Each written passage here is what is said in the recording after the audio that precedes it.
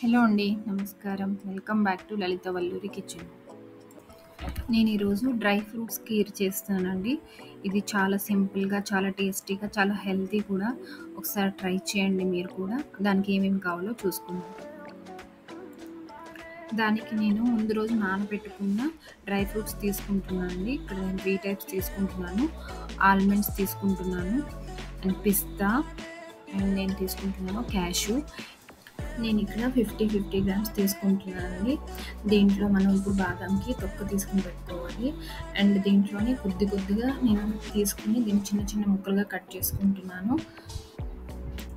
ఇలా చిన్న చిన్న ముక్కలుగా కట్ చేసుకోవాలండి. నెక్స్ట్ మనం గ్రైండ్ చేసుకోవాలి. గ్రైండ్కి మొత్తం దాంట్లో 3 డ్రై ఫ్రూట్స్ తీసేసుకుంటున్నాను. అన్నీ తీసుకున్న తర్వాత దీంట్లో నేను ఒక హాఫ్ కప్ అయితే షుగర్ తీసుకుంటున్నానండి.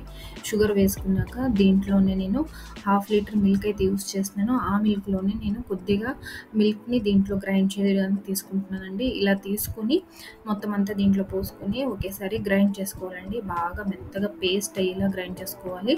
ఇలా పేస్ట్ అయ్యేలా గ్రైండ్ చేసుకోవాలండి. మిగిలిన పాలైతే ఇలా నేను స్టవ్ పైన పెట్టుకుని వేడి చేసుకుంటున్నానండి. ఇది వేడయ్యే లోపల మనం ప్యాన్ పెట్టుకున్నాము. ప్యాన్ పెట్టుకుని దీంట్లో నేను ఇప్పుడు 1½ స్పూన్ వరకు నేను గీ వేసుకుంటున్నానండి. గీ వేసుకుని దీంట్లోనే మనం ఇప్పుడు డ్రై ఫ్రూట్స్ రోస్ట్ చేసుకున్నాము. కట్ చేసుకున్న డ్రై ఫ్రూట్స్ ఇలా వేసేసుకుని ఇలా రోస్ట్ చేసుకోవాలండి. ఆల్మోస్ట్ ఇలా రెడ్గా కలర్ అయ్యే వరకు రోస్ట్ చేసుకుని ఇట్లా సపరేట్గా తీసి పెట్టేసుకున్నాము.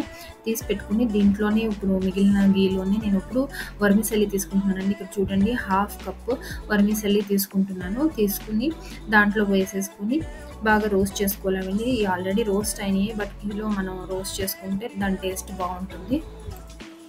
మనకి ఆల్మోస్ట్ రోస్ట్ అయిపోయినాయండి. ఇప్పుడు ఇవి పక్కన పెట్టేసుకుందాం. తర్వాత ఇక్కడ చూడండి, ఆల్మోస్ట్ మనకి పాలు అయితే పొంగొచ్చేసినాయి పైకి. పొంగొచ్చేసాక దీంట్లో మనము గ్రైండ్ చేసుకున్న ఇందాక డ్రై ఫ్రూట్స్ పేస్ట్ అయితే దీంట్లో వేసేసుకోవాలండి. దీంట్లో ఇలా మొత్తం వేసేసుకున్నాక దీన్ని కొంచెం బాగా కలుపుకోవాలండి. కలుపుతూ ఉండాలి. మళ్ళీ అది కొంచెం ఉడికొచ్చే వరకు కలుపుతూ ఉండాలి. నెక్స్ట్ మనం దీంట్లోనే ఇందాక రోస్ట్ చేసి పెట్టుకున్న వర్మిసెల్లి మొత్తం వేసేసుకుందామండి. వేసేసుకుని దీన్ని కూడా బాగా కలుపుకోవాలండి.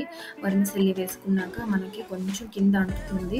సో అందుకని మనం అప్పుడప్పుడు చూసుకుంటూ ఉండాలి. ఉడికే వరకు కలుపుకుంటూ ఉండాలండి. ఇలా చూసుకుంటూ ఉండాలి.